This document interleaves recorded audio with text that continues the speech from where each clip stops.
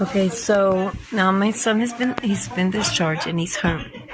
So we are scheduled to do his surgery. His first surgery, his only surgery, not only, but the first surgery that he's ever had in his whole life was going to consist of them taking out this 7 centimeter tumor out of the middle of his chest.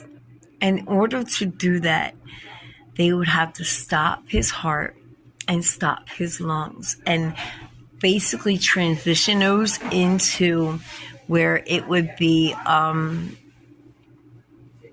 artificially beating and breathing for him. So the day of surgery, my son was kind of nonchalant.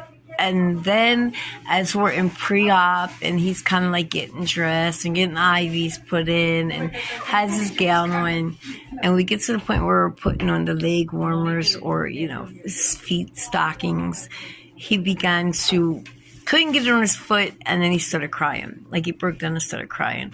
I think that the overwhelming, the fear, the concern, this is his first surgery, he's 17 years old, all hit him at one time. And the care team and the anesthesiologists were just phenomenal. They were very attentive to him. They understood his concern. They understood his fear. They came in, and the anesthesiologist even gave him like this little dose of whatever. And my son, when he first got the dose, was like, whew. And the anesthesiologist said he's like, I'm good now. And the anesthesiologist says, well, I can give you more if you're still feeling nervous. And of course, my son's like, yeah, I'm still nervous to get more. And after he got the second dose, he just pretty much put his head back and says, I'm ready to go. I don't care what happened. Let's just do this. So off he went into surgery. And this surgery took 12 to 15 hours. And when I got updates from the surgical team, the one doctor came out and said they'd never seen nothing like it.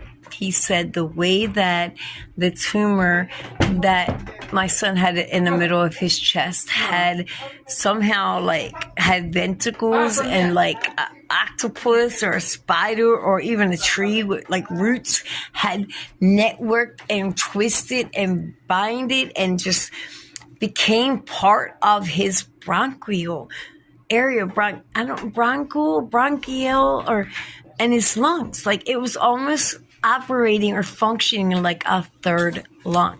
It had its own blood supply, oxygen supply, and they couldn't believe it.